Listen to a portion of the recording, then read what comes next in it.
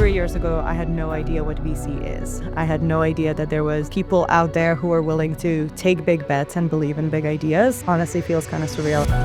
From Lithuania to Harvard to the UK, Emile Radiate talks about her education journey, revolutionizing healthcare, and innovating women's health, changing how we address PMS and mental health. My parents' generation grew up in the Soviet Union. They couldn't even leave Lithuania, or at least the boundaries of the Soviet Union, so it felt very far away. I always grew up knowing that I was born in an independent generation that could travel, and I never took that for granted. I was lucky enough to get into Harvard. I always knew that education was a way of escaping, and that there were landscapes that I didn't even know existed. There's a big gap in the innovations and the things that we can do in order to make a difference. The entire NHS is built on reactive care, and our entire system is based on like, shit has gone wrong, how do you fix it now? And it's always going to be costly. Mental health, I think, is one of the best examples of it. Like, Gen Zs are really big on talking about mental health and saying they take care of their mental health and don't work as hard, but their mental health was the worst of all the categories.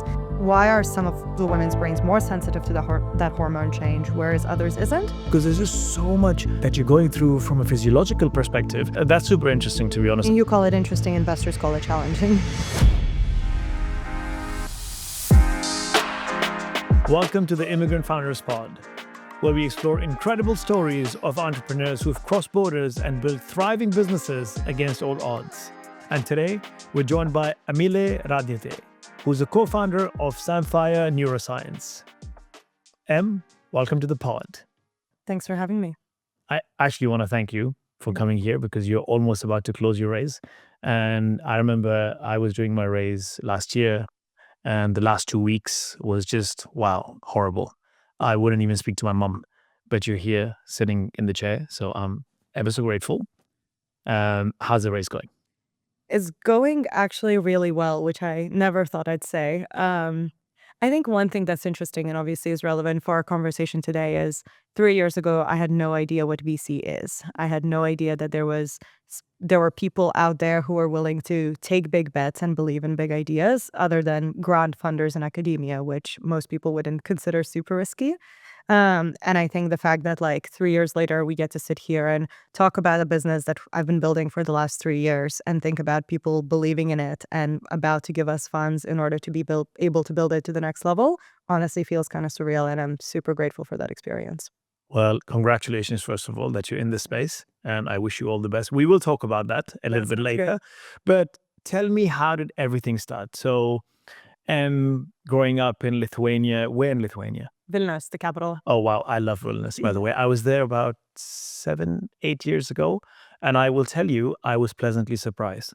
I was like, wow, this place is amazing. Yeah, it's a magical place. Like, I think every season has its own Vilnius. Like, it is a completely like 4 seasons type of place.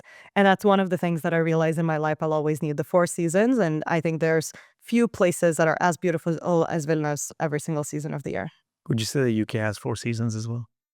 No, I'd say it has 2 rainy seasons, summer and winter. So I guess that makes it 3. Well, I moved from Dubai. So I would consider the UK having 4 seasons. I think it's also about perspective. For sure. But I do appreciate. I mean, the weather in Vilnius is amazing. So you grew up in Vilnius. How long did you live there? And then you moved. Can you just help me understand Absolutely. Take me way back. Yeah, so I was born and raised in Lithuania until I was 18. So literally all throughout my life, born and raised there. Had my grandparents in the city, so, spent a lot of time there. I think there's also just like a very big culture in Lithuania of like spending a lot of time, not only outdoors, but in the countryside as well. So I kind of remember my childhood split between the city, which again would change quite a bit like season to season. And, talking about weather is quite British at this stage. But I do think that was a very big impact because the things that you do, during the winter when it's snowy and we would look out for, what the weather is like. Because in Lithuania, if the temperature is below 25 degrees Celsius, you don't need to go to school. So every morning in the winter, we wake up and we're like, is it negative 23 or negative 25? Because you don't need to go to school if it's negative 25. It's very, very, very cold. Looking back, I'm like, I can't believe we would go to school like -24. But anyway, so that was like the winters, like very much focused on like an incubation period. And then the summers would be everyone's outdoors, eating fresh berries outside. That's the other thing that I realized when I moved abroad. Like Lithuanian berries are sour, not sweet. Like when you think of a berry, you think of a like sour taste. And I just have grown to appreciate the forests in Lithuania in particular and like the things that we had there. So yeah, I mean, I remember my childhood as super like wholesome, city life of like, 500,000 people. So it's not a huge city, but it's really lovely. There's a lot of cultural life. Vilnius as a city was founded in like the 13th century. So it's incredibly old, has lots of old buildings and stuff like that in history. And then obviously having untouched forests all around me, I think really just framed my passion for honestly the world and appreciating everything we get in every day of our lives. So why the reason to shift? I mean, is there anyone else from your friends, family who moved out of Lithuania, or was it just you? What was the aspiration? Yeah, not actually, there wasn't anyone in my immediate environment that had moved away during my childhood. Most people would kind of spend most of their lives in Lithuania. I do think I probably had no I mean, again, I came from my parents' generation grew up in the Soviet Union. So Mhm. for them, until they were like 20, they couldn't even leave Lithuania or at least the boundaries of the Soviet Union. So to them, the West was always like, it's behind the freaking Iron Curtains. So it felt very far away. So I think I always grew up knowing that I was born in an independent generation in Lithuania, like the post-Soviet Union generation that could travel. And I never took that for granted. And then two is, so my dad in the Soviet Union, like just as the wall had fell, actually went to do his PhD or part of his PhD in Denmark. And at that time, that was like, very strange as a thing to do. He went there barely speaking English, not speaking Danish, just speaking, Lithuanian and I guess Russian at that time. And I think so I always knew that education was a way of escaping or like was a way of getting out. And then just to not take that for granted. So maybe that embedded in my family's history was the push that, made me keen to potentially leave. But that isn't to say that, Lithuania is and forever will be my home and my heart. My family's still there. I go back regularly. Um, and I think it's just understanding that I could build a lot by, not limiting myself by the landscape that I was seeing immediately in front of me. And that there were landscapes that I didn't even know existed that I should put myself in the pathway of potentially seeing. So what was the first country you moved to? Was it the UK or you? So full-time US, Okay. and that was for my undergrad. So I was lucky enough to get into Harvard and go there for all of my undergraduate education. I think something that a lot of people don't know, and obviously because this is the Immigrant Founders Pod, is that in the Ivy Leagues in the US and then a couple of other universities, if you get in, so it's a need blind admission. So essentially, you apply to university, and if you get in and your parents cannot pay for university, everything will be covered for you from education to living expenses to like everyday expenses whatsoever. And need blind means essentially they're not aware whether you need their money or not before they make the admissions decision. So essentially, as long as you're good enough and you're admitted, they will pay your costs. And I was very lucky to benefit from that because obviously otherwise moving to America, going to an expensive school would have been a huge consideration. But I think for me, realizing that that was even an option was really important. And that's why I think it's really important to speak about it because most of the international students I have gotten to know there have oftentimes benefited from those programs and it has changed their life trajectories and obviously made them much more successful immigrants than the other way around, which is hard work and persistence without getting any support whatsoever.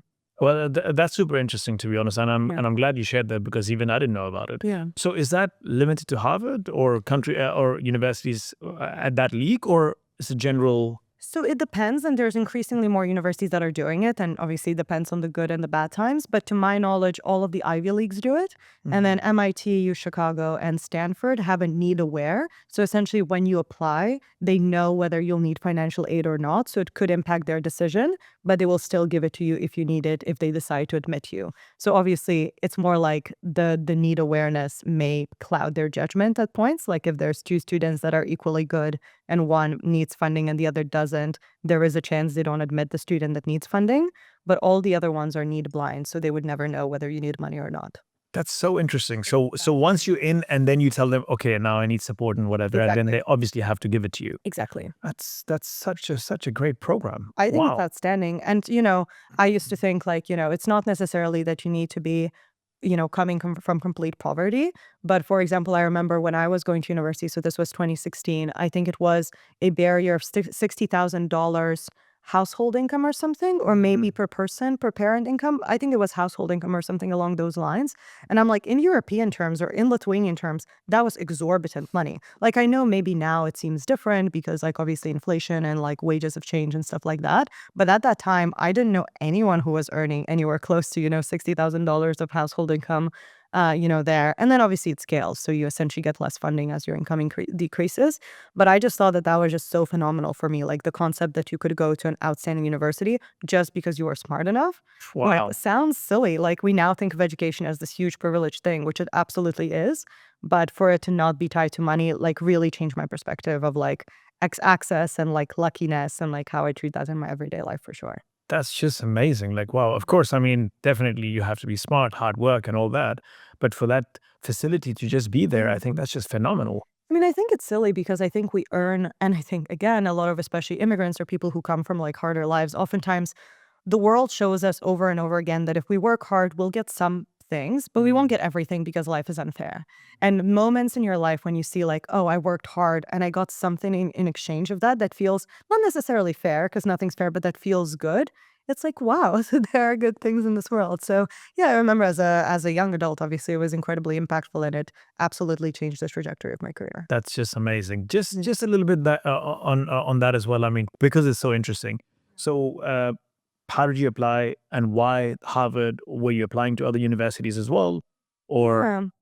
There's a combination of things, and I'm sure a lot of people can relate. But in Lithuania, I think there was a sense that if you were smart, you should do medicine. And if you like science, you should do medicine. If you're smart and you're not really great at science, you should probably do law. And then maybe there are some other legit professions, but other than that, you should become a professional with like respected career prospects and everything. And I think that's partially still maybe true in some parts of society. And also, I think in Lithuania, that was a post-Soviet country, people really fetishized and enjoyed the idea of a stable job that is respected and, your neighbors treat you seriously and all of that thing. So obviously in school, I was one, a great student, but two, loved science. So I was supposed to be a doctor. And I think somewhere around like my 11th or 10th grade, I started realizing that like I could be a doctor and I'm sure I'd love that part of me. I've always liked giving care to people. I think I would have been a great doctor, all of that. But I just felt that I had just so much curiosity on the scientific side. I felt like my way of looking at medicine was much less procedural than most people. Like, I don't think I cared that much about prestige, but I was really interested in like the human body and specifically the human mind as well. And every doctor I met, they were like, oh, you memorize the bones. And then, if X, then Y. And to me, that calculation felt, unappreciative of the complexity of the human body. And I just knew that like there were additional layers I wanted to explore. And then, yeah, I started looking around, had a couple of friends that kind of started mentioning America. And in my evenings, I honestly just started scrolling, and that's when I realized that like need blind admissions, and the fact that like I don't necessarily need to consider finances before applying. I'm like just the fact that my application could be like, the gateway into it was a very big game changer because it meant I didn't necessarily need to discuss it too much with my parents or whatever, because I was like, if I don't get in, nothing changes. And if I get in, they don't need to pay. So like it's a win-win and I had nothing to lose. So I guess you could say I loved risk from early on. But yeah, and then I looked into all those programs, worked my ass off and eventually like got into university. And then once you get your admissions letter, they kind of ask you to separately provide all of the financial materials, which are separately reviewed. And then we took it from there and honestly had a great 4 years in the US. oh my God, that's just phenomenal. Well, congratulations on that, by the way. Thanks so much. And thank you for sharing. I mean, that's really insightful. So you were there in America 4 years. Talk me through that journey. How was it? Days? Yeah, for sure. So, I mean, I spoke about the like great part, which was the ability to attend in the first place. And obviously moving to the States as an 18-year-old and seeing a whole different world obviously opens huge opportunities. And, university was great. I loved it and everything. But I do think there's a difference between going to the same place where historically and still to this day, a lot of rich people hang out, and you don't necessarily come from that background, or like rich and influential people. Like, I think there's two elements. They often overlap, but not always. There's a lot of influential political families that would be around me and stuff like that. And one of the things that I realized very early on is you could tell who was on financial aid and who wasn't, not by the way they dressed, not by the way they behaved, but by the things they did. Everyone who was on financial aid had additional jobs, was working on the side, was getting very good grades. And everyone else, they were all incredible people and incredibly smart, but they would spend a lot of time partying or being like around different places. It was just a different lifestyle. So, even though it's technically, empty, you can tell by the way people use that opportunity, how much, not necessarily they valued it, but what they thought was most valuable from it. So I think that context is important because during my college years, I actually had about 4 jobs during that same time. So my favorite job was working as an emergency medic. So my first year, I trained as an EMT. So that's like an emergency medical technician, which is kind of like a paramedic here in the UK. So if you call 911, we would rock up. I did that for about 3.5 years, literally during the days studying and then during the nights working as an emergency medic. And ultimately ended up leading Harvard's emergency medical service. So we essentially had about 90 students who are all trained paramedics, providing services to about a population of 200,000 people around the city of Boston. So essentially being called in for a wide range of like emergencies and stuff like that. So it taught me everything from being an actual medic, I guess scratching the itch that my parents always wanted. But on the other hand, learning how to manage a medical service, resources, emergencies, making decisions quick with limited information, realizing that the decision and the mistake you make could cost someone's life. It's much easier to make, financial or business decisions when you have played or toyed with someone's life before to some extent, because you know what's at stake. And, I just feel like you learn to make decisions and carry consequences in a very different way. So that was probably my favorite job, and I met some outstanding people there, many of whom have gone on now to be brilliant doctors. So I look forward to be in their care if I ever need it. And then I did a bunch of other jobs, like working in an art gallery. I was a student guide, so led kind of art tours on the weekends, and I tutored a bunch of like athletes, so people who were in Harvard but couldn't necessarily attend all their lectures because of very intensive athletic training. So I would kind of recap like lectures for them and work with them through it, which was just an exposure to a very different life in terms of like the demanding lives that people lead alongside their like default life as a student. Yeah, and then worked in like libraries and stuff like that. So anyway, I had a lot of fun, but I guess my takeaway from that is like I've learned so much academically from being at Harvard, and I'm so grateful for it. But I think I learned a lot about life through the exposure and like the things that I did alongside it, like really appreciating not only the like luxuries of student life, but also seeing like, so many different subcategories of people and what gives them joy and what gives them meaning, like from medics to the art people, very different groups of people, but actually very similar in the way that like of what drives them and what brings them to work every day. And seeing that passion in different phases, I think made me just much more tolerant of different people and being able to navigate more nuanced situations as well. That's super interesting. How did you navigate the cultural differences? Because I mean, Vilnius, and again, correct me if I'm wrong, but maybe is not as international as the space that you are in now. So how was that navigation? Yeah, I think that's an interesting question because I think had you asked me my first year, I would have been like, oh, super smooth. I didn't notice a single difference. It was so like good because, I spoke good English, like, everything was fine. So I didn't notice a lot of that. If I reflect upon that, I think the things that were most interesting to me culturally was one that I used to think that, people are like Italian American or Indian American and, they keep mentioning these things.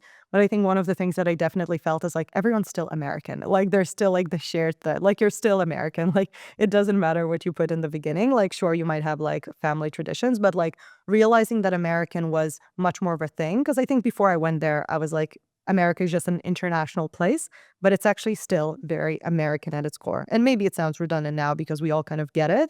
But at that point, I was like, America is just like like a boiling pot of all the different nationalities. And it actually has developed its own nationality on itself.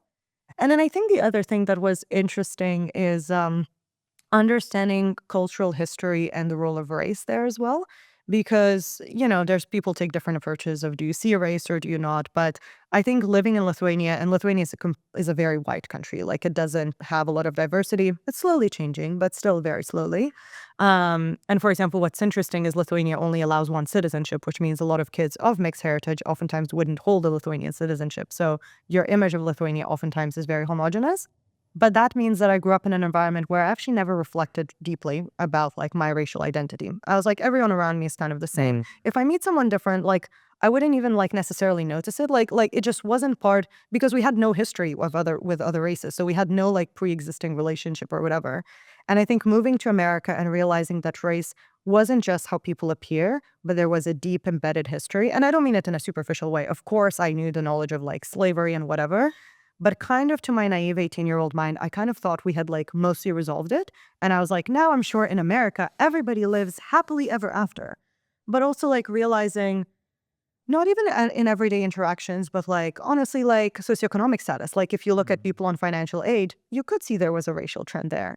And like, I was like, actually, for most people, I appear white American, like as if I'm part of like that. And like, why are you poor? And I'm like, actually, like, I never even, like, there were just so many things that I realized that like I never even had reflected on because I had not grown up in that history and like knowing just how deep a lot of these things were and how much they permeate through society. Like in most of my jobs, like I would be probably one of the few white people, which I think was really interesting because I had never even noticed that before. But when you see that over and over again, you realize there's systemic inequalities that I had just never reflected on and seen. And obviously since then I've like started noticing a lot of these trends across society. Like then, like, you put race and ethnicity to the side, then you start noticing like socioeconomic differences a lot more and things like that. Because again, in Lithuania, we were never poor. We were always like, kind of well off actually. It's just like compared to like the Harvard one where I was still on financial aid, it's kind of that like international arbitrage. So, I don't know if we need to go that deep in there, but to be very frank, I think that was like very interesting as a learning experience.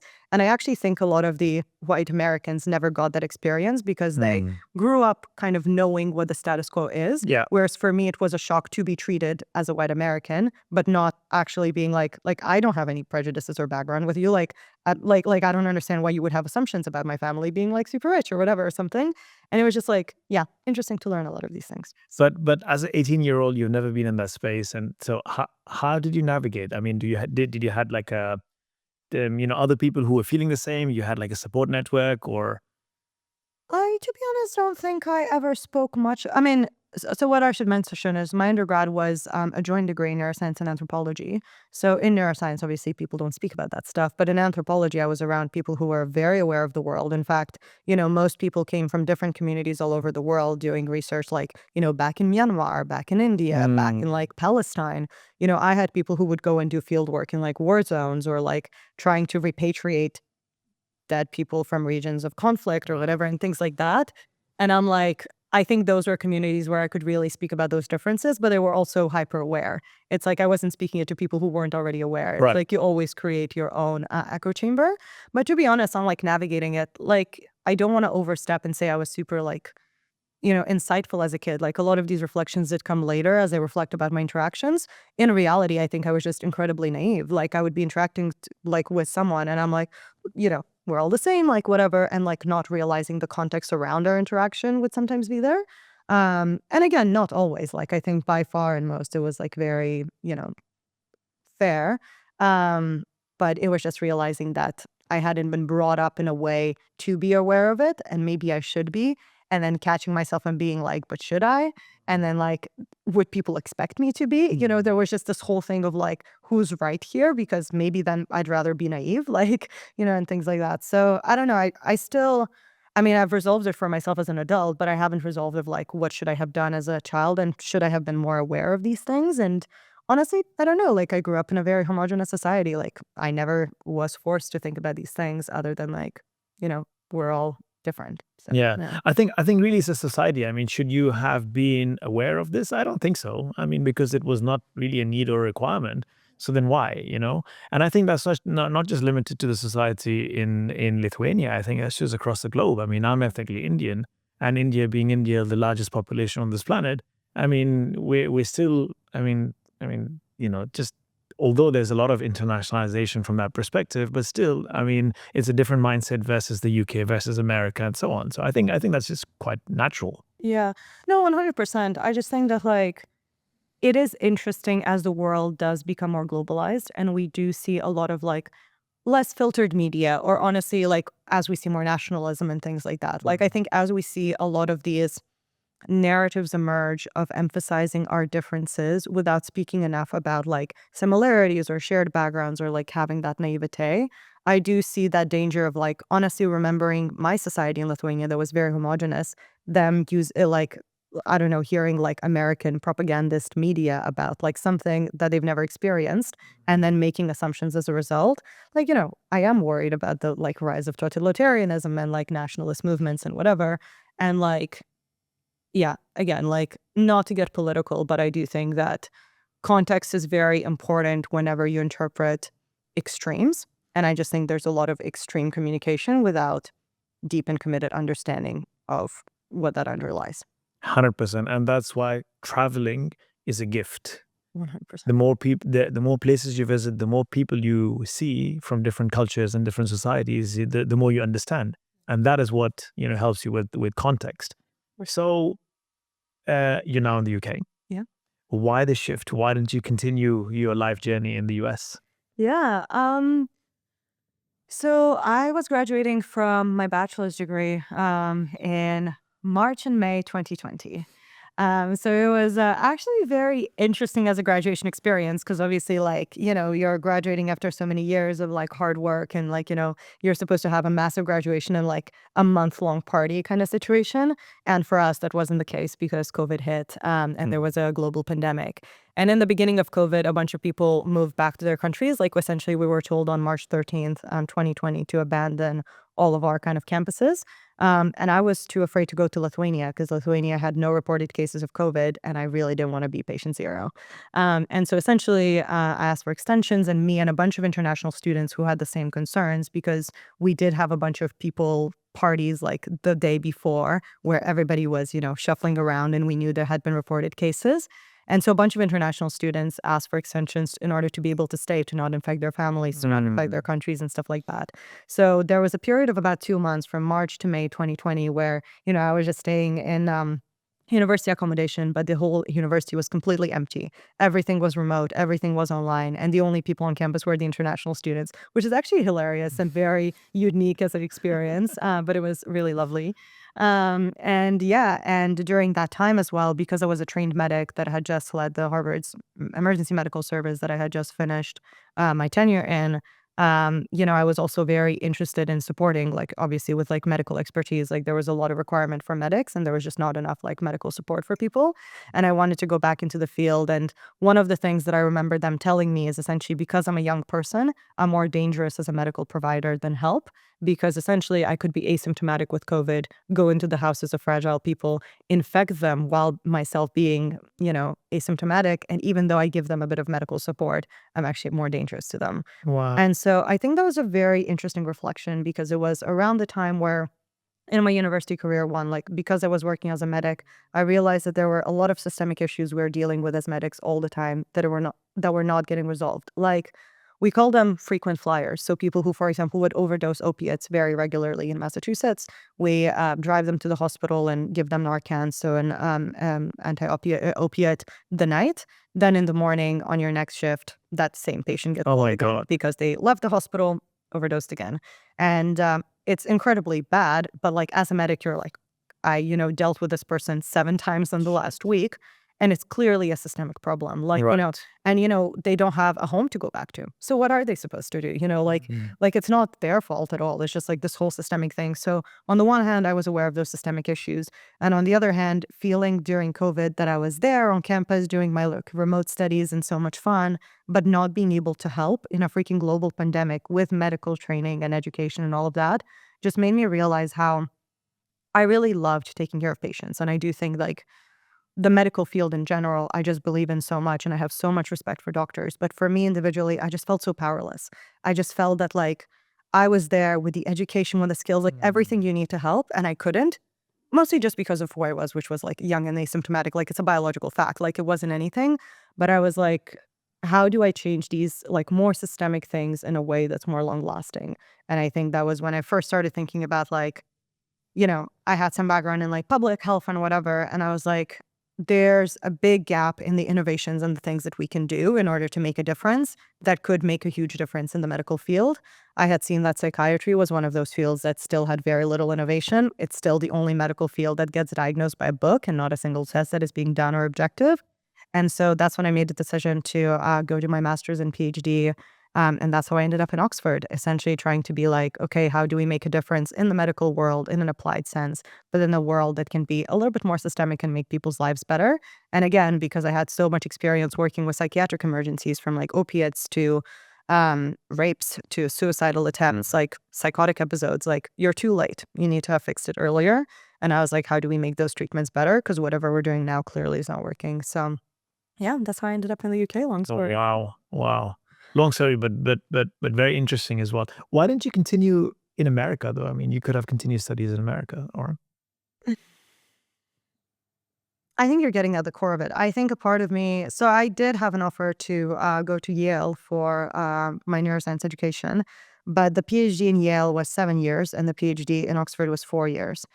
And I was committed to being a scientist, but I think already then I was like, I love the science and I want to develop new treatments, but someone needs to translate it. And I thought that I really, because of my experience primarily as a medic, I was like, I know that, as a scientist, you can get so in your head and keep developing the solution until it's the best and not release it until it's the best. And I'm like, we're in a mental health crisis. Like we are in an emergency situation.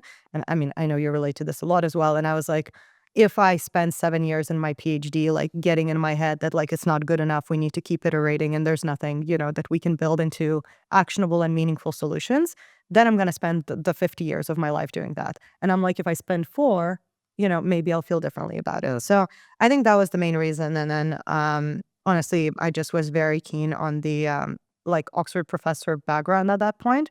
Like I think Oxford at that time, and the other school, as I mentioned, that I was considering was Yale.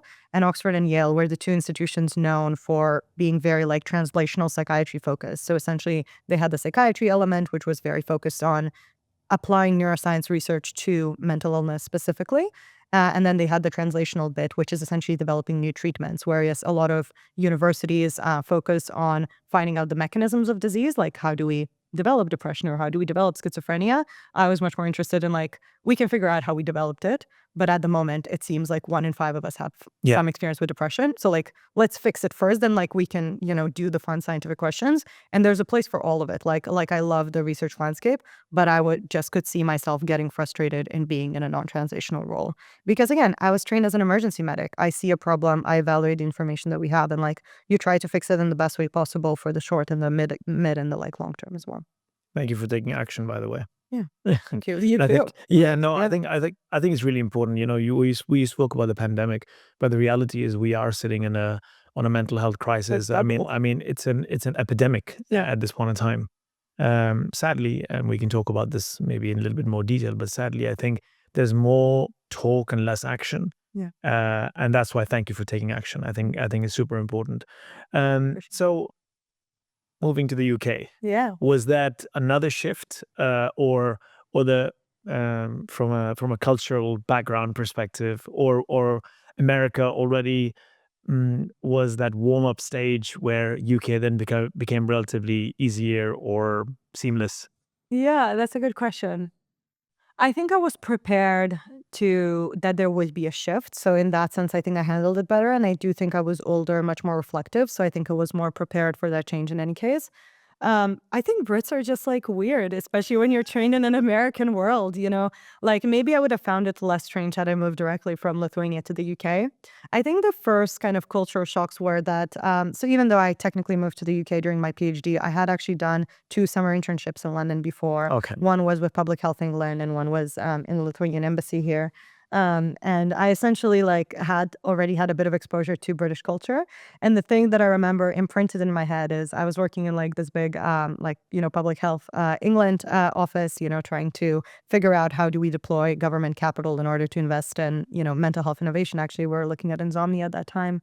And, Yeah, and I was just sitting there, and I did this like very extensive piece of work, like of essentially like indexing the health of global cities and whatever. Anyway, it seemed really complex and advanced at that point. Like looking back, it was a freaking internship project. But anyway, and I remember my manager like giving me feedback and being like, "Yeah, like this was fine." And I remember going away and being like, "I worked my ass off. Like I really like I just expected for something more." And then I realized there's like this Americanism that I was trained on, which is like, if people are excited, they're super, super excited. And if they're pissed, they can be either of like just no emotion or like kind of annoyed and like kind of ignore you.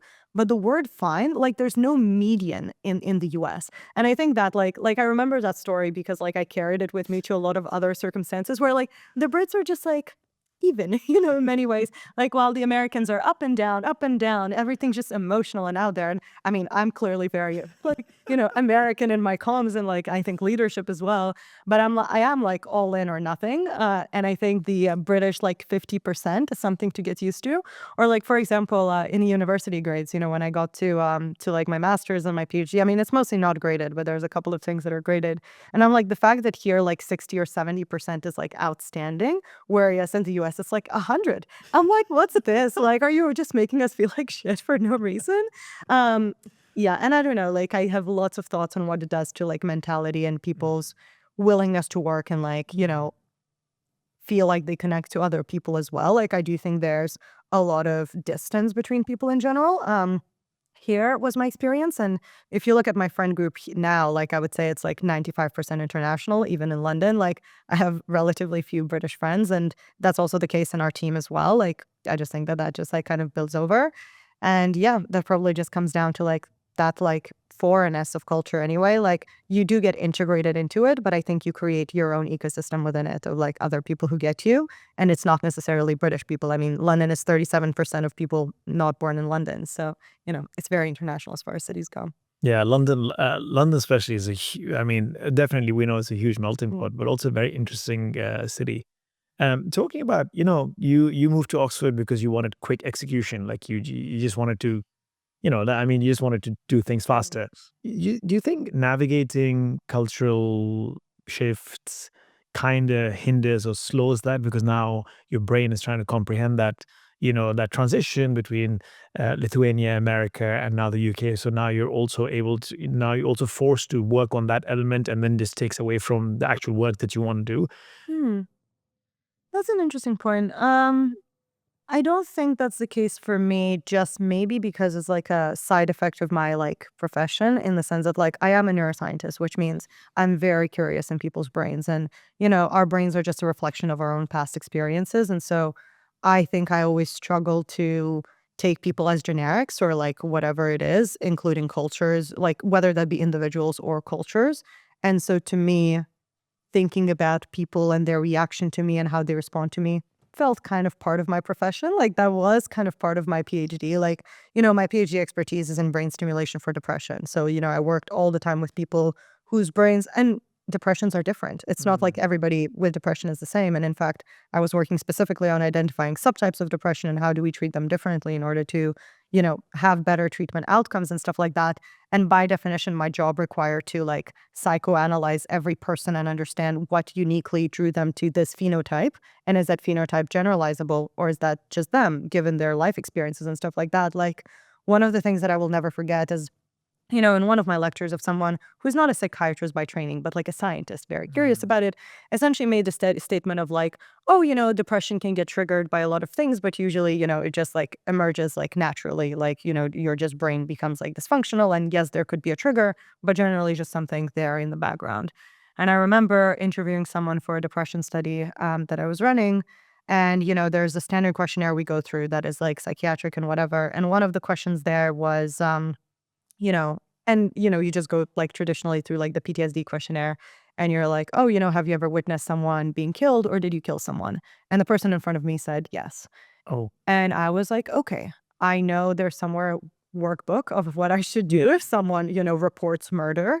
And I'm like slowly pulling that up on my laptop. It was a remote interview and whatever. And then the person started crying and they said they had an abortion about 20 years ago. oh my God. That was my reaction at that time. And I'm like, how long have you been depressed? They said 20 years. Oh my God. And I'm like, oh, interesting. And, you start hearing these things and these individual stories. And I'm like, yes, there's a lot of things that science can tell us. And it is, something happening in your brain, but it doesn't mean it's not your story. It's still your story to own. It's still your experience that you have lived through. And I think for me, like, I don't know if this is actually related to the question you asked, but I think that unless you view each person and their context and situation in a society where did they even tell anyone about the abortion? No idea. And maybe in today's environment, it would have been different. But they see themselves as a murderer. How would you live with, thinking you're a murderer, in a society where 1 in 3 women has had an abortion? And I don't know, it just made me think and drew me to a lot of these topics of like, societies change. Like societies are flexible. They're much more flexible than we believe them to be. And individuals change as well. So unless we look at the whole fabric in and of itself as like the combination of these things and we generalize, like we'll never understand it. And to me, that's the mystery of my life. That's what I'm trying to solve. Like everything that I build is about, making non-generalizable experiences, but tailoring things to the person and their experience. And I think that's the only way to do things. So all of that to say, yes, there is overhead of considering societal change, but I don't want to live in a world where I don't consider the differences between all of us because, I have no idea what the person sitting across from me has gone through. Yeah. Yeah, that was, yeah. Also, your programming comes from the society that and we spoke about this before as well, moving different countries. I've moved different countries as well. The example that you gave, it also comes from a place where does the society accept you to vocalize things like that or not? Obviously, things have changed, but in a lot of countries, that is still a taboo. Yeah. And you don't speak about it. So, yeah, I completely, it's one of those, like, you don't judge a book by its cover. And it's also quite interesting that this is also your field of work. This is what you do for a living. Yeah. So talking about what you do for a living, okay, let's talk about your new venture. And yeah, what are you doing? And since when did you start? And why did you start this particular venture? Yeah, for sure. So about 3 years ago, again, I was working in my PhD, like doing like the depression research and brain stimulation. And for those who don't know, like brain stimulation is like the second line treatment for depression. So after a bunch of antidepressants haven't worked, that's where a lot of people turn to. But it's incredibly expensive, both in terms of cost to the patient and to the system, but also it requires a lot of time because essentially each treatment needs to be administered in the clinic, requires an expert, et cetera. So it's not a very commonly known treatment, but that's what I was working on. And as I was working in that area, as I mentioned, I was meeting just so many people. And every time I kept asking women about like, I would ask it to everyone, but we would just have a lot of women patients of when did your like depressive symptoms start or whatever. A bunch of them would be mentioning periods of their life related to reproductive events. I alluded to like an abortion case some time ago, but most commonly it would be like after giving birth to a child. As menopause was nearing, I developed a lot of anxiety and depression around that. Or I'm always depressed, but it always gets worse in the week leading up to my period. And every time I feel like I'm about to feel better, I start feeling low and then my period comes, like things like that. And I was like, clearly there's a pattern here that I'm not seeing with like men. For men, it would be much more commonly a particular event that happened in their life or just they woke up one day and it didn't feel right. And so I think noticing that and then looking at the data and realizing that a lot of depressive treatments are actually not as effective for women as they are for men, I kind of started looking into what is the relationship between like hormones and the brain and realized that there was pretty much no research in that area, especially when it comes to mental health and why a lot of women's mental health is cyclical and why most female transitions in life where all of us experience very similar hormone shifts, but some of us respond in a, let's say, maladaptive way. So why are some of the women's brains more sensitive to that hormone change, whereas others isn't? And then about 3 years ago, kind of decided to dedicate my life to it and founded Samphire with the mission of taking the technologies and the knowledge we have and know about women, brains, hormones, mental health, physical health, and then put that into solutions that can actually change women's lives. We touch on different aspects of it already, but my philosophy is if you create a solution, then you validate the problem as well. And when it comes to women's health, a lot of things, are just not spoken about. Abortion is still a taboo topic. Menopausal mental health is still a taboo topic. Maybe we kind of talk about postpartum because we care about mothers in a society that's male-centric, but we don't really care about PMS or like premenstrual disorders as well. And so, got fascinated about building solutions for those issues. And the first product we've been building for the last 3 years is Nettle. So that's like a brain stimulation device that's fully wearable and at home in order to make it adaptable to women's lives, much more affordable than like the normal like 10K treatment for like depressive treatment in clinic. And it's a treatment for PMS and menstrual pain. It's actually the first approved solution and the only approved solution for both mood and pain symptoms associated with periods that is drug-free and hormone-free. Obviously recognizing that most women's health issues have been addressed by giving them hormones, because if you don't have periods, you don't have a problem. And then recognizing that periods are the first kind of reproductive event in any woman's life. And then, 100% of women with periods will go on to have menopause. Some proportion of them will go on to have children. But essentially that we can't understand those later stages of life if we ignore that first stage of life where hormone shifts happen that impact mental health.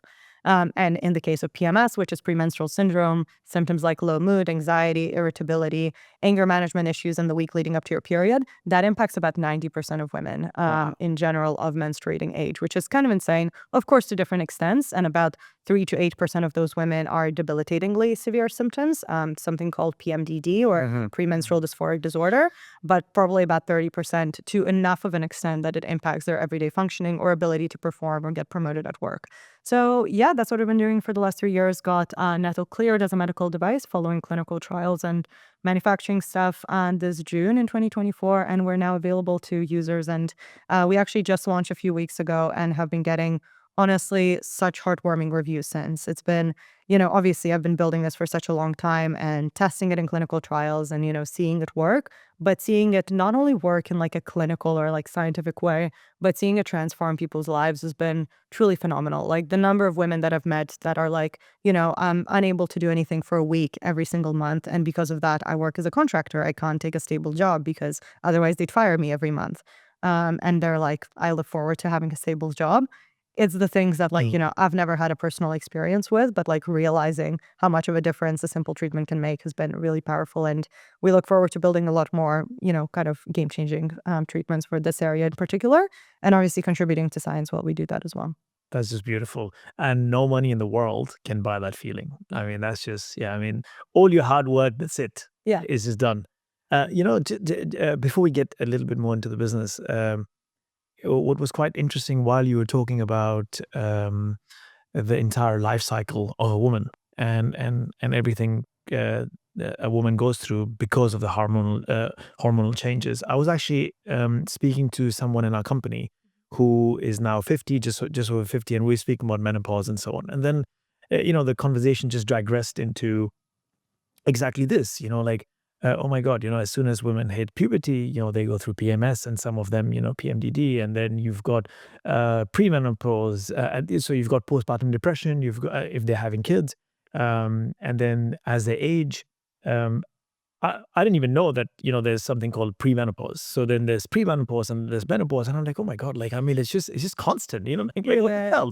And like a man, like. But on top of that, societal expectation thing you're doing. Exactly. So I'm just like, oh my God, there's just so much pressure on top of the bodily pressures that you're going through. Like that's just so much. But while you were talking, and I didn't think about it at that time, but something that I'd like to ask you is, you're going through that so much, and you talk about depression, and some people are severely depressed, some people are maybe a little bit less, and it just makes sense because there's just so much that you're going through from a physiological perspective.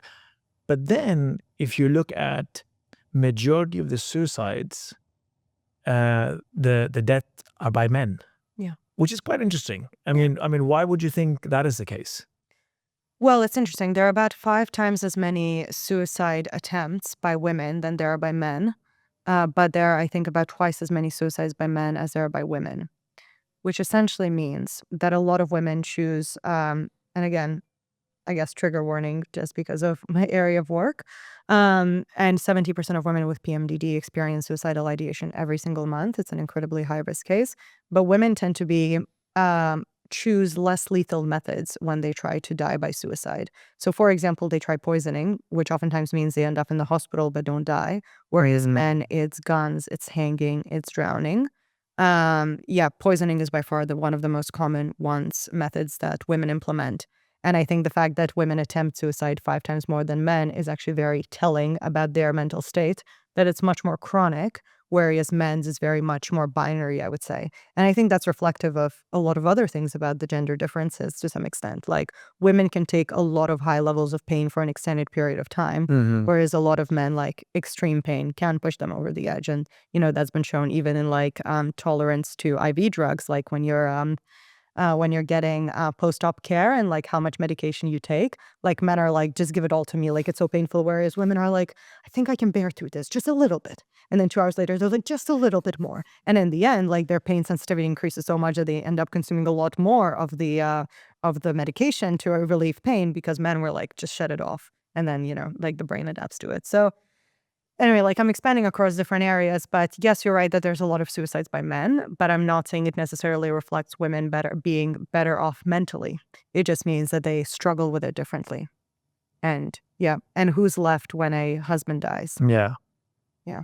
Yeah, no, absolutely. And I mean, it does logically also make sense. I mean, your pain threshold, because you've been going through it for, all your life, your pain threshold just has increased. I mean, it's like any other muscle. Yeah, sure. And I also think there's like just this whole thing, like I remember when we first started, and we started in this field of PMS 3 years ago, and I know it sounds weird, but there's actually been a transformation in the last 3 years. Like when we started speaking about it seriously, I think obviously there was a blocker of like, oh, there's no market here from a commercial perspective. Scientifically, we know so little.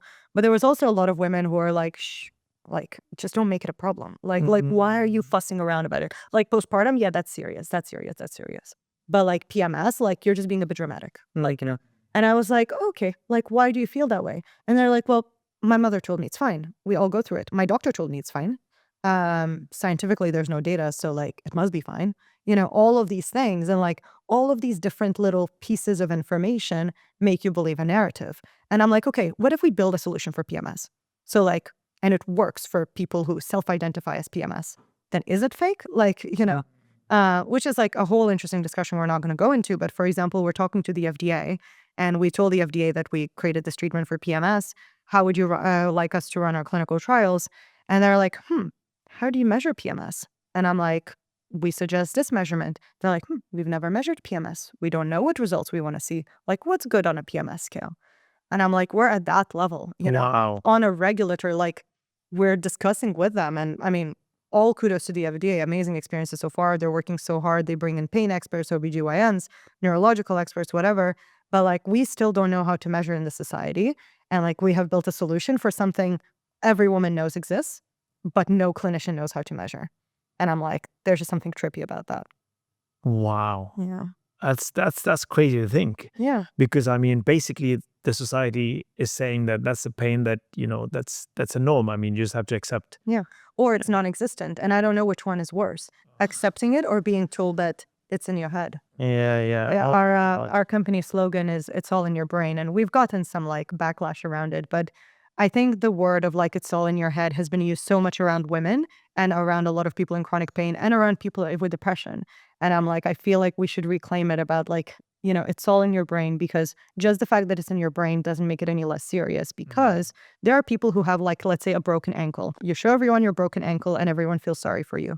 If you tell someone you're depressed, it's your word against theirs. Yeah. And that's why we have so much mental health stigma, or honestly pain stigma. Because how much in pain are you? And you're like, I don't know, 7 out of 10. I'm like, that's fine. I'm in 10 out of 10 all the time. And you're like, okay, suddenly your pain is completely invalidated because it's your word against mine. And I'm like, that's why we need to like honestly take people by their word, because some conditions are invisible. Like, it's the same as with disability. Like, it is all in your brain, and that doesn't make it any less valuable. It's still as real. Yeah, the problem with the society is seeing is believing, because if I can't see it, then I don't believe it.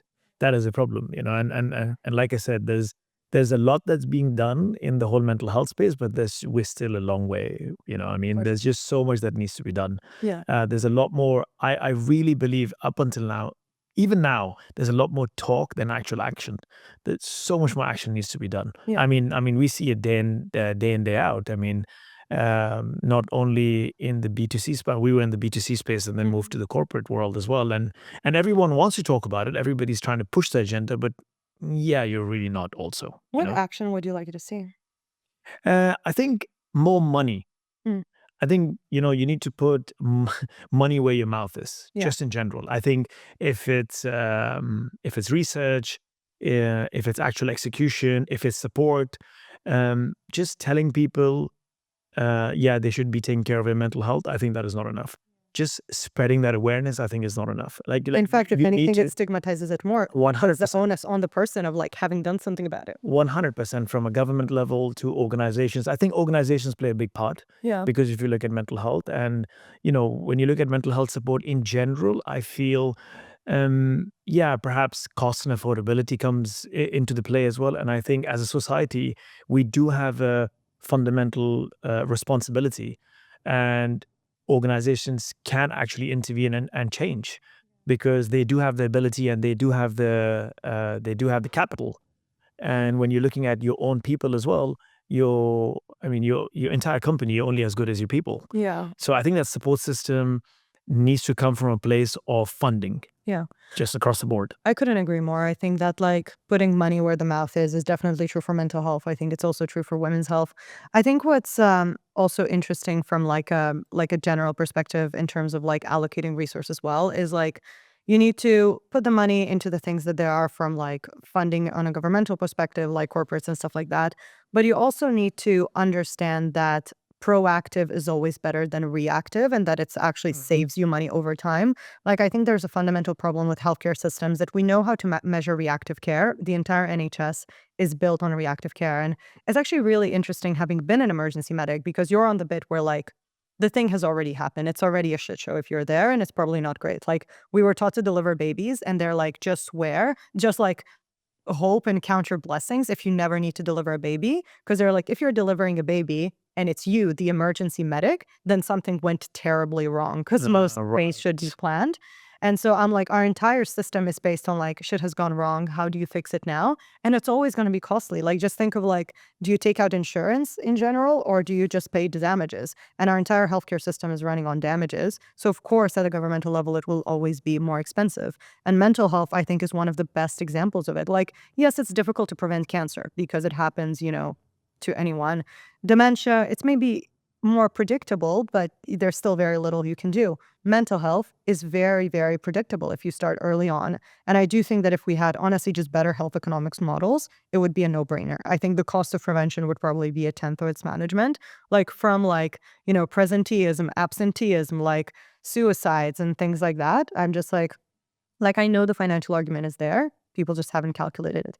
We're actually working with some professional health economists now who are also academics here in the UK to now run a study of PMDD to show the cost of PMDD to the UK government. Because we're like, if you come to them and you're like, up to 8% of women of reproductive age have the severe depression in this period of the month, they're like, 8% sounds less than 10, sounds less than 20, sounds unimportant, kind of small percentage, whatever. But if we can show that every single person costs 2 weeks of work that they're paid for to the government, but produce zero productivity, high suicidality already, very high burden on families, which means oftentimes family members are caregivers for these people from that mental health perspective, etc. And being like, look, our device does cost £450, but it is a medical grade treatment that solves this problem once and for all. Like, count the cost of to the government of honestly in the millions versus that investment. It's a no-brainer. And I think it's a very similar argument to what you and Plum are doing, is essentially like changing the narrative of proactive is always cheaper than reactive.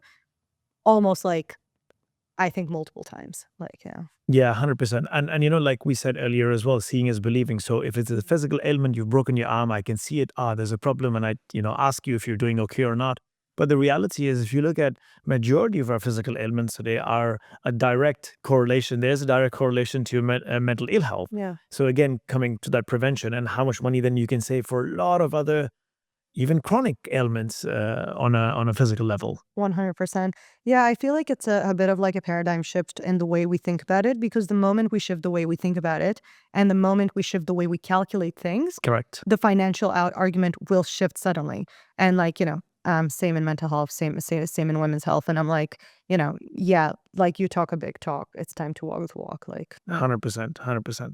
So you're launching in a few months. Yeah, what is the delivery like? Are you going direct to consumer? You're going to corporates? You're going to government? So we're open at the moment. So we are going direct to consumer, and we'll always have a direct to consumer branch, essentially being able to purchase nettles on our website. That's because we just do realize that accessibility of healthcare is limited. that a lot of people don't have access to a doctor that takes their condition seriously. Actually, most people report PMS or period pain symptoms to their GP, but it's never even noted down in their medical history because obviously it's just part of being a woman, take a painkiller. And so as a result, a lot of people don't trust their clinicians to give them the treatment they deserve. So that's why we'll always keep the D2C channel open. But we are working with lots of clinics who essentially we've like educated the gynecologists, the GPs, or the psychiatrists on like how to recommend our treatment. It is fully listed, like it's a fully cleared medical device, so it can be prescribed. And then we're also working to get it reimbursed over the next few months as well. So hopefully, as we get included into the NICE guidelines, we will also get some NHS trust to work with us in order to properly commission it. That's kind of what we're working towards to make it more accessible. But in the end of the day, like we're just very true believers that healthcare should be as accessible as it can be.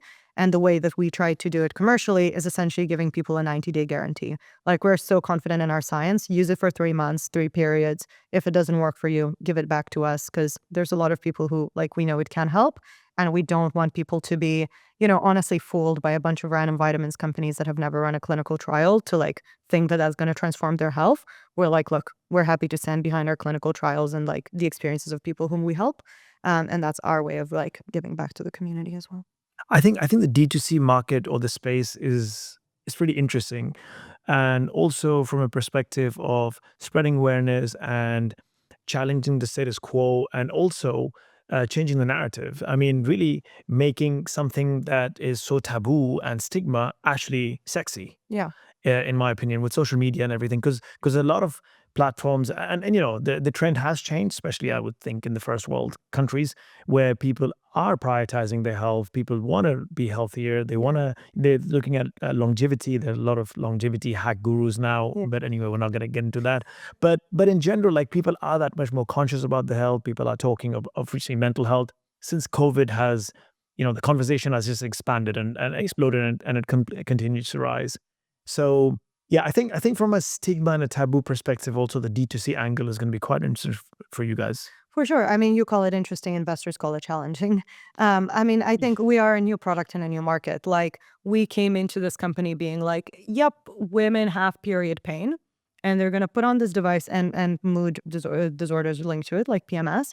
They're going to put a device on their head, stimulate their brain with electricity for 5 days every single month in order to relieve those symptoms.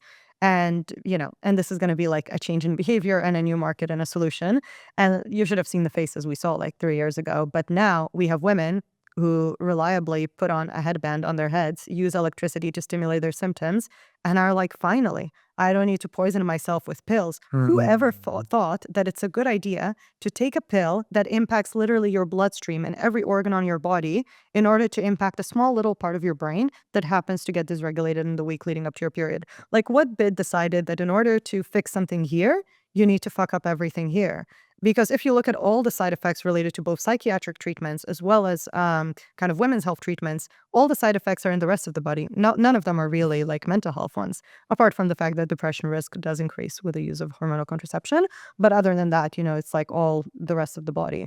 And I'm like, to be able to address the problem where it is, pain perception and mood perception is all in the brain, as we were discussing, like that kind of checks out. We were just like kind of brainwashed by the fact that it makes sense to flush your body with stuff.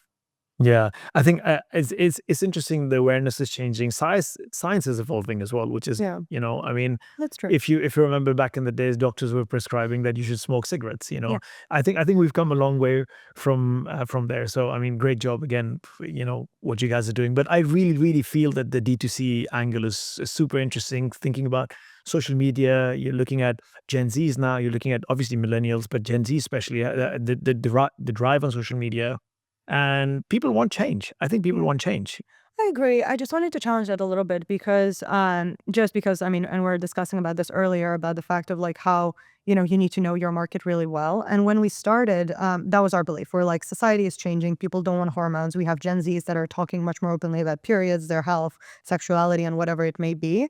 Our largest group of users is actually women aged 35 to 55. Really? And when we saw that, we were like, that's interesting, because it seems that a lot of, at least our initial assumptions were wrong. So we started talking to them, we started talking to other people, and we realized that like, yes, Gen Zs talk a big talk about mental health and so on and so forth. But when it comes to still at this point in terms of like managing their, for example, menstrual health, oftentimes they'll turn to their mothers and be like, what would my mother say or what would my mother do? And actually, we see that generation of more like young mothers being like, we know that PMS symptoms actually do get worse with age, especially and with consequent births. So the more births you've given, it gets worse. But it's also women who have been already told for about 20 years that their symptoms are not real. They've tried everything and they have seen the burden that their body has gone through as a result of it.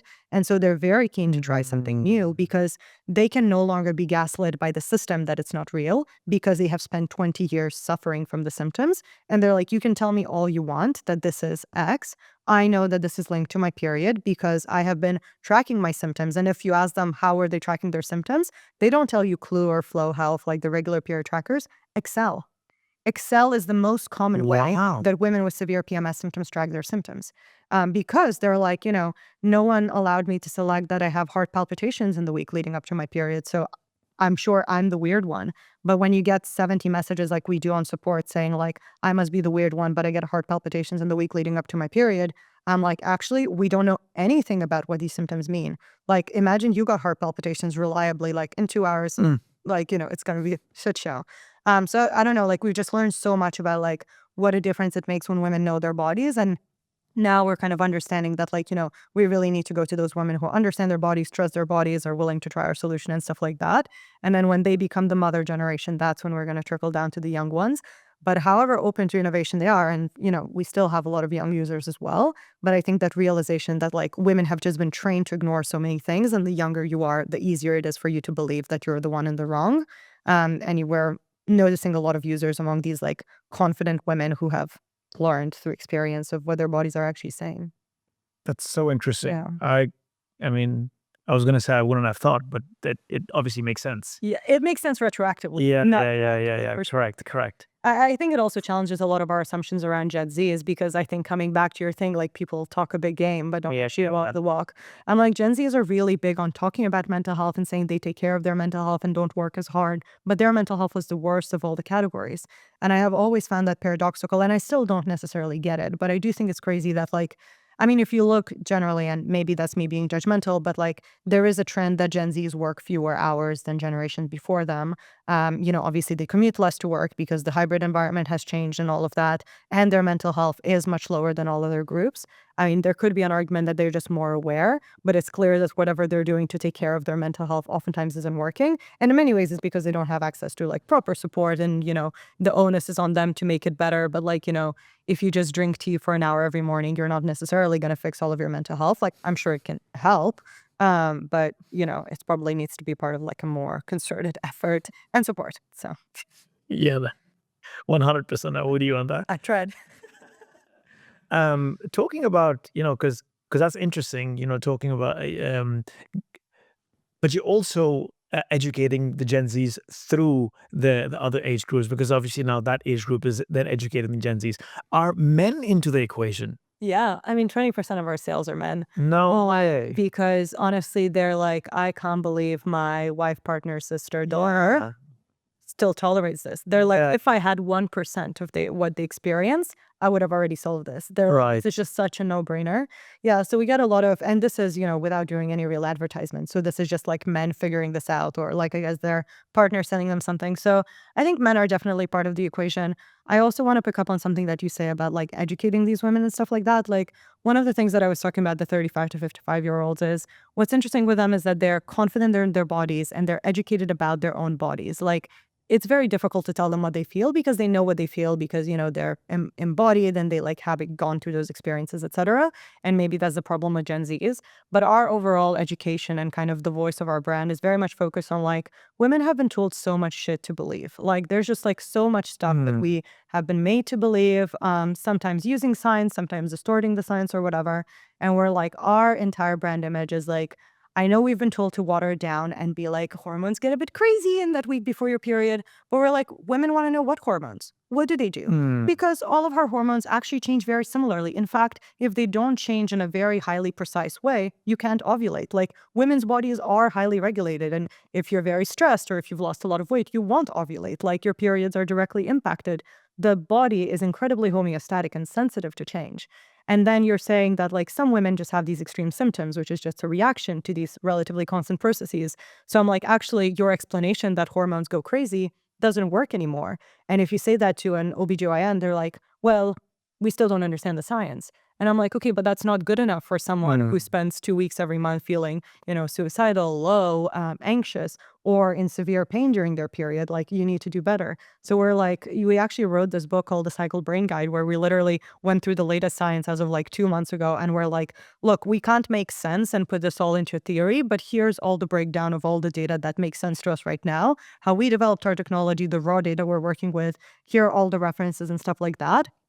And yes, we'll communicate narratives as they emerge, but we believe that you should be treated seriously because honestly, all the women's abs that have like pastel colors and are very cute but don't have real information, there's a place for them. But I think women are just like keen to be treated seriously because the infantilization of women in society, both neglecting their needs, neglecting their pain, and neglecting them the opportunity to have the education has honestly, it's been going on for too long. Like, I get why it has been happening, like societal constructs, lack of information, lack of investment into the space. But like, it's 2024, like almost 2025. So yeah. I think the opportunity for education and also the importance for education, not only limited to women but also men, is I think that really is the key, because the entire planet is, we're 50-50 split. And the reason I asked you about men is because honestly, I was thinking about it. Yeah. I was thinking about, oh shit, like the 5 women around me, like I know they go through this every single month, Yeah. and I'm living with them, and I can feel that pain. So if there's any solution, how can I help? Yeah, for sure. No, and I think that's actually a sentiment that I've been seeing increasingly more in society as men get also more educated as well. Like, we're still in the tech space, which means a lot of actually men, I think, find out about us earlier just because we're still like a bit techie as opposed to being like very girly, I guess, or in those wellness spaces necessarily. But my co-founder is a guy who grew up with like 3 older sisters. We also, like, for example, most of our investors are men. I mean, it's also reflective of the investment landscape, but there are men who've been incredibly thoughtful and stuff like that. And the number of conversations I've been in with like male investors where I would be like, oh, this is a very serious issue. And they're like, I don't think this is a serious issue. And then I get a call 2 hours later. I spoke to my wife. And I was like, great, finally, I'm glad I initiated the conversation. And it's a lot of those things that I think that, obviously women need to be educated, not only about the science, but also to take themselves seriously. But men just need to be educated on women, because men, I think, always take women's pain kind of quite seriously, because as an external observer, if someone tells you you're in pain, you're going to take that seriously. Yeah. Whereas it's easier to gaslight yourself into being like, I'm sure other people have it worse. And that's actually the biggest argument that's been used against women. Like, whenever you're like, I have period pain, you're like, I'm sure other women have it worse, or at least as bad, so I shouldn't make it dramatic. Same with like, I don't know, like childbirth or whatever, dumber people do it. So like, or like you need to just get through it. And I think that's interesting. Yeah. And I think we spoke about this earlier as well. Pain is pain. Yeah. So, and pain is also, from your perspective. So, I mean, you could have someone who's going through PMDD, but most women, like you mentioned, just have the PMS pain. But pain is pain. In that moment, you are feeling that pain. So you cannot generalize or compare yourself to anyone else. Especially, I mean, I'm saying this for myself and maybe other men. Every woman goes through period pains every single month. So, Yeah. I think the biggest shift that I notice people who I'm in conversation with whenever we speak about kind of the way that our product works and so on, is if you ask most people, is pain a physical or an emotional symptom? They tell you it's physical. And the reason why we are told that is because we're used to like the broken ankle or the broken leg, and the pain is localized and it's physical because I can physically localize it somewhere. But that doesn't work for chronic pain. Then what is chronic pain? You're just aching, but like where? Here, there, here, like, And I think that it's very easy to invalidate pain as long as you think of it as physical or embodied, because most of those all of pain perception happens in the brain, and, we don't need to go into that.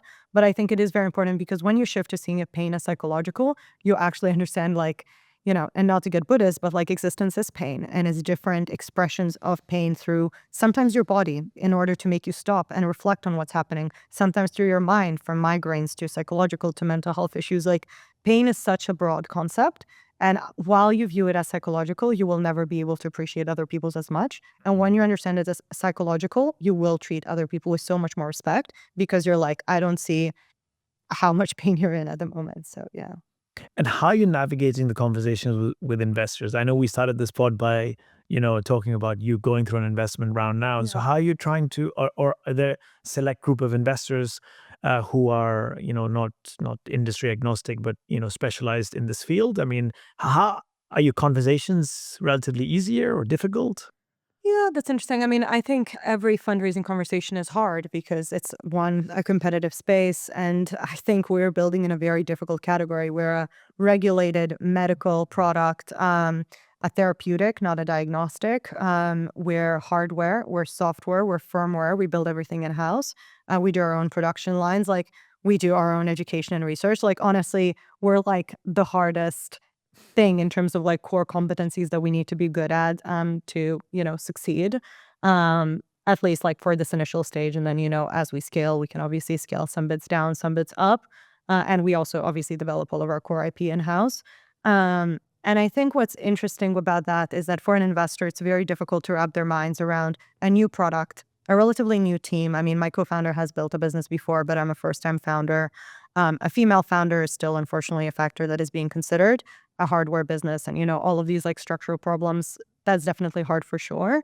I think in my conversations, I've seen them shift a lot in the last 3 years. I think when we started, it was seen very much like there's just no market there whatsoever. And I think the big shift has been that people now see the market. They may not necessarily believe in like what's the right way to solve it. But I'm very glad to have seen the shift of like people at least understand that women are not only like a force of society, but also an economic force. Because unfortunately, I think until investors see women as an economic force, it doesn't make sense for them to invest in their well-being. Or they see women as a force in which men invest, one or the other, which is actually the entire fertility space as well. Like, why it has in so many ways boomed, because men get it and they're part of the equation as well. And if you look at any area of women's health that doesn't involve directly men, suddenly the investment somehow dries up.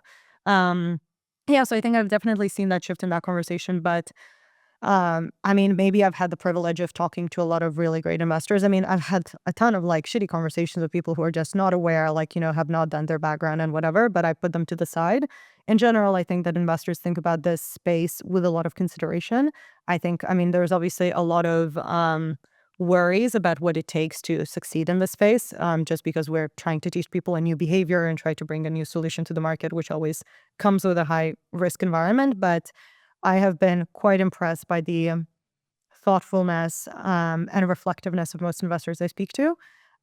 When it comes to your question about like, female specific investors or like founders that invest specifically in women, I don't actually think we have a single one of those on our cap table, which is interesting. I definitely pursued conversations with female founders, specific funds or funds that supposedly invest in women's health. And I think it's a two-pronged problem. And, I'm just being very honest. But on the one hand, I think a lot of those funds are quite deceptive in the way they communicate with female founders. For example, I would say about 60 to 70% of calls I have taken with a female-focused fund have not actually raised their fund.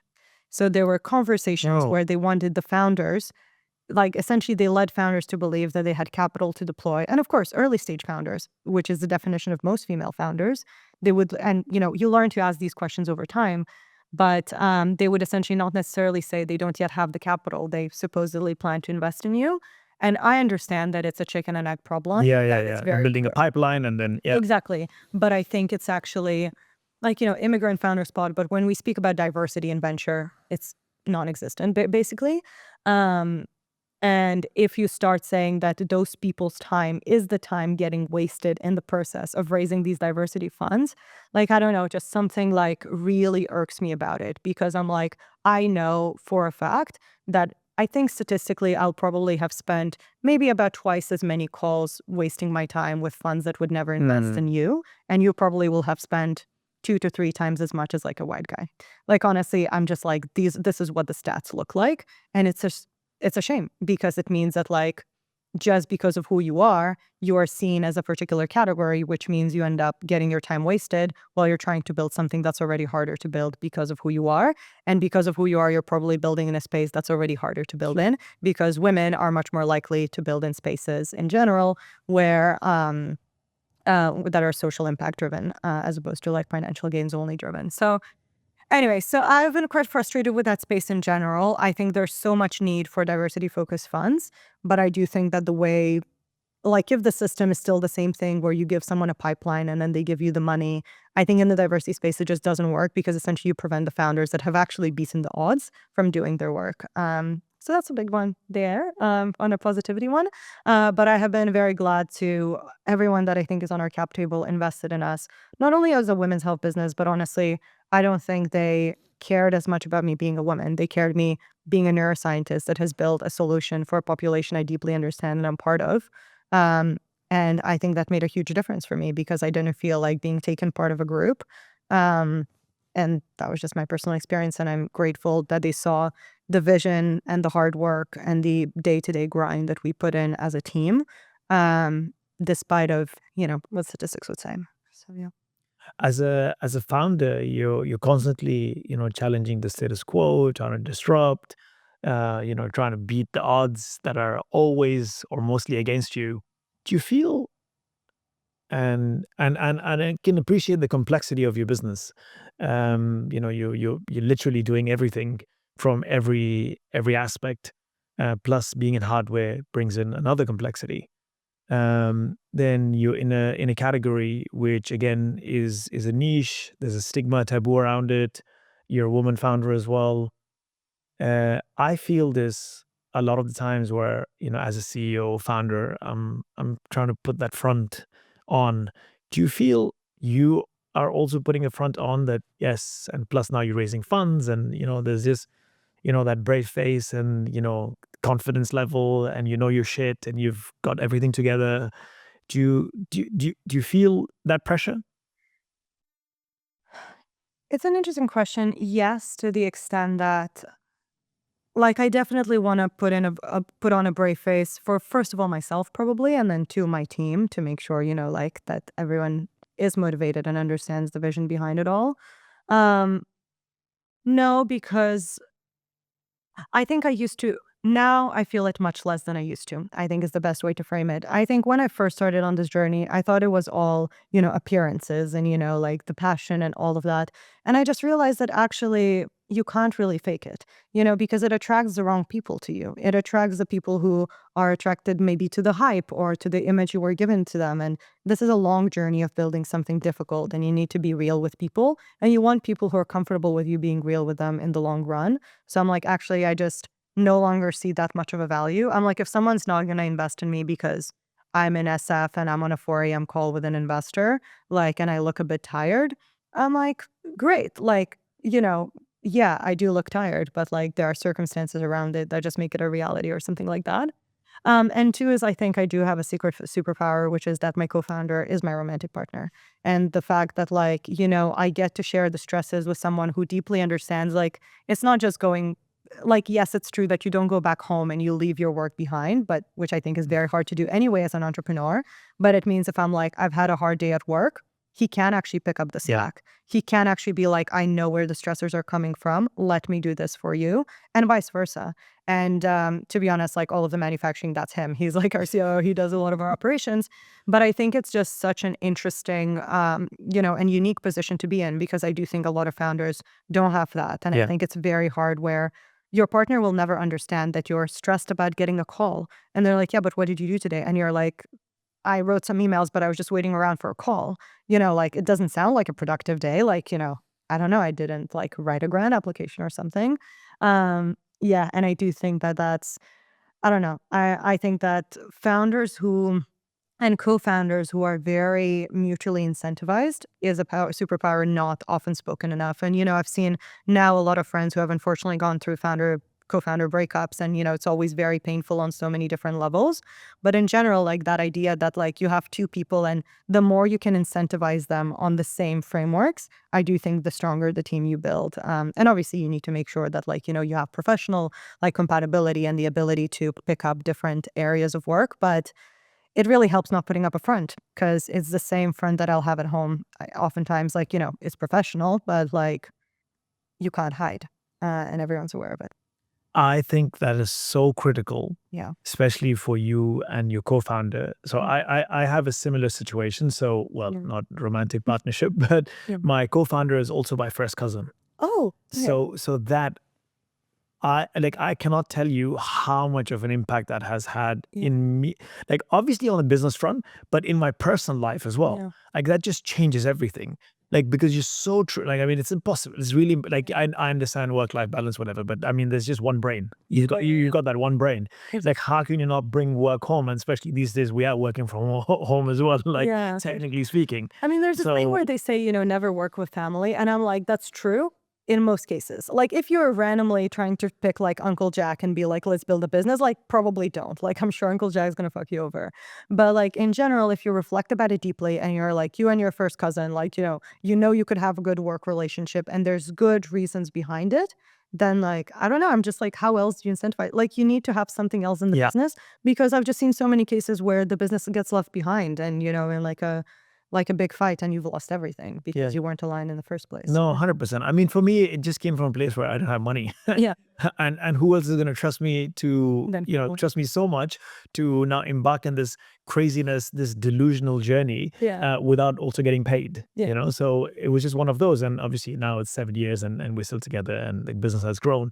Yeah. But really, I mean, it is such a superpower to have that, co-founder and then that core team who is connected and vested as much as you. For sure. And I think it also helps you, like, kind of going back to your question as you were speaking, I was like, it also makes it much harder to put on a face externally because, like, usually the relationship existing will predate the business, which means, like, you would need to create a new persona. It's not like you're meeting someone from scratch. Like, you have this existing relationship and then you now need to somehow figure out what that new persona is. And, like, you've never tried that on. So, like, maybe it won't work. Like, how do you cancel that with someone you already know?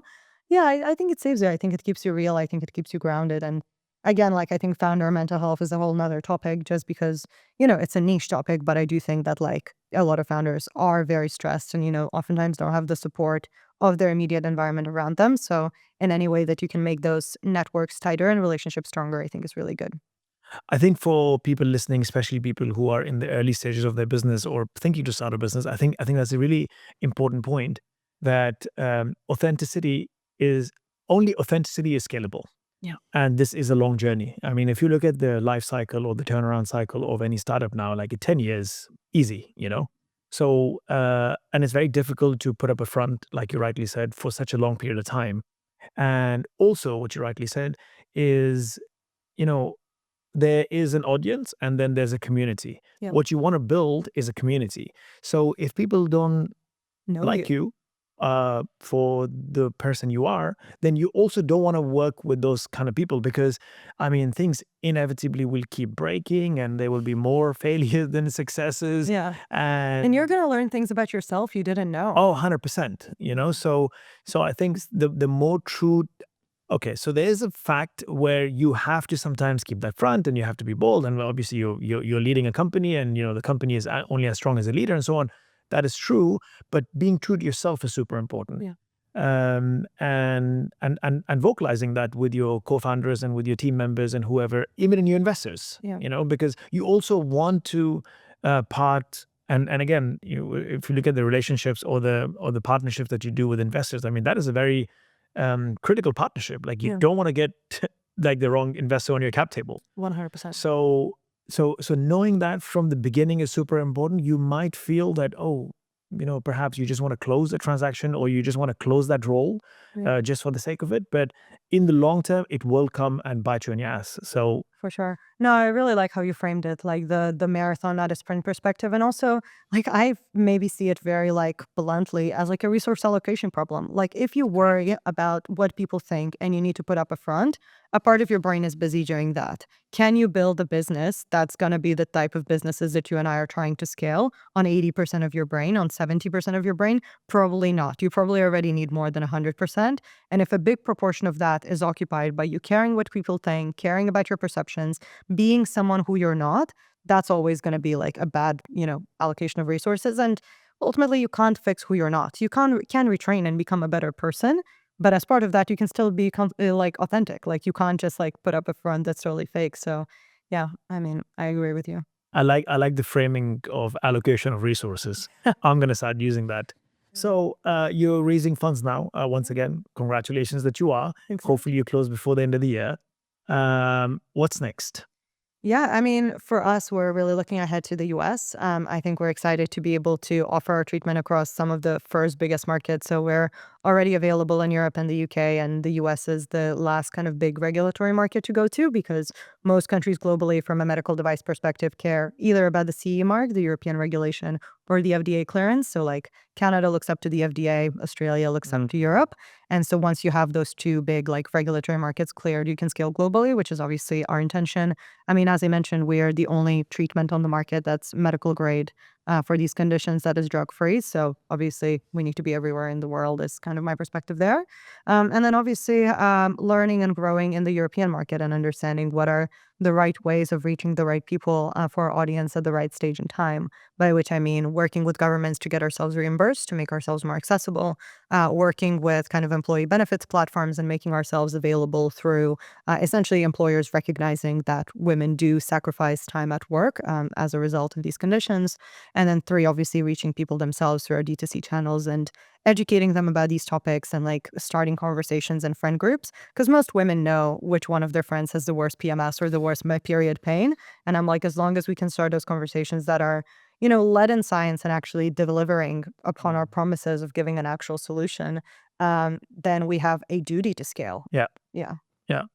I love that. You do have a duty to scale. I think Yeah. it's such a in. I mean, I think from of course, there's a physiological, problem, but there's such an ingrained societal issue, Yeah. which I can already see, and I think that is a big shift. Hopefully, that your business can also make Yeah. whilst taking care of the I mental health completely aspect. agree. I think there's a shift that we can make in societal perceptions with our business. But the last few months, something that I've just been obsessing over is like, imagine a world where PMS is already taken as a default. Like, let's say we've made that shift happen. What other conversations can we then take seriously? Like, not saying, like, I am saying, I guess this is step one, but I guess to me, it was always the end goal was making this conversation part of the narrative. And now I'm like, shoot, like now I'm already seeing the early grains of us having that impact. And like seeing those women being like, great, I've solved my severe PMDD and I'm now able to take on a full-time job. What does that mean to like women being able to return to education? What does that mean to like women's like employment rates? What does that mean to the way we perceive motherhood? What does that mean maybe to women choosing to have kids earlier and maybe solving some of the fertility issues? Like, things like that. I'm like, what does that change at a societal level? Or what does that mean that like men start recognizing Yeah, these problems as seriously and investing in them? Or that employers talk about these things or are like, look, you can work 3 days, 3 weeks a month because you're like more productive than other people. Or like, we recognize like, I don't know, I'm just like, we open the conversation about so many like chronic health conditions, chronic pain conditions. Like, I don't know, I'm just like, as I mentioned, I do like sometimes being purposefully naive and being like, we've learned all of these societal norms that are supposed to be as given. But when we break a couple, like a little kid, you're like, huh, does the whole house fall, yeah, yeah, yeah. And I don't know. I love that. Definitely. I love that. Yeah. I can already see that happening again on a logical front. Yeah. So this was a core issue. You fixed that. Now you've opened the entire world. Yeah. Okay, now what next? Yeah, yeah. Like if people kept telling us that the pain is, not there, and now we've realized it's there and it can be fixed. Yeah, Yeah, I love it's that. liberating. Well, Yeah. well, I wish you all the best Thank on you so that. I much. mean, Thanks I for mean, the sharing. world really is your oyster. You have come a long way. You are in the UK now. You're on that journey of changing the world, and having that positive impact. You're in America before this, but what would you tell the little girl in Vilnius um, after everything that you've achieved today? Be grateful for every day. I think that, I'm so excited about what has already been such a lucky life on my side and what I look forward to, building and creating and changing in the world.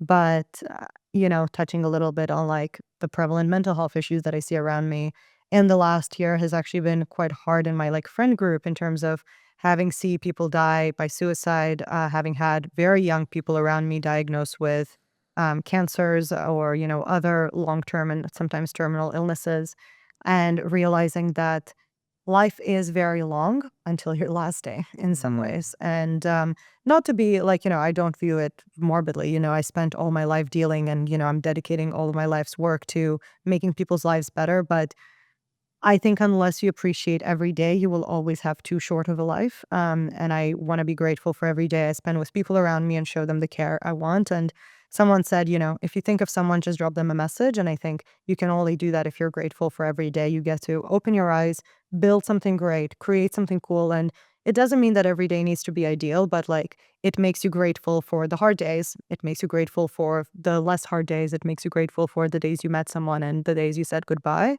And I hope, and I think that girl who was very young, she was very ambitious, in Vilnius and all of that. But she could only see the next line of sight. And then she lived oftentimes with like what the future holds. And I'm grateful that the last 5 years I've really grown into, there's so much that you can look forward to when you're grateful as well, because then you're like, I get to build a better future for everyone around me that we all of us get to be more straightforwardly grateful for as well. So that's what I would say. I think really great, gratitude is a superpower. Grateful for all you've accomplished and all you have, but also grateful for things that have not gone your way as well. Yeah. Because only because of that you And grateful for the things I haven't yet done. Grateful Right. for the challenges, Right. If we didn't have any challenges, why are we on earth? Yeah, I love that. Yeah. That was beautiful. I think you are doing something phenomenal. More companies, more people need to start thinking like that. Gratitude is super important. Thank you so much for that reminder. Thank you so much for your time. I wish you all the best. And before you go, where can people find you and where can people find the beautiful products that you're building? Sure. You can find me on LinkedIn, and that's probably the easiest place to reach me. Or you can always drop me an email. I'm at m@samphireneuro.com. And you can find us at samphireneuro.com. And our product is called Nettle, which you can already buy in the UK and Europe. So thanks so much for having me. And I'm grateful for today and for our conversation. Thank you.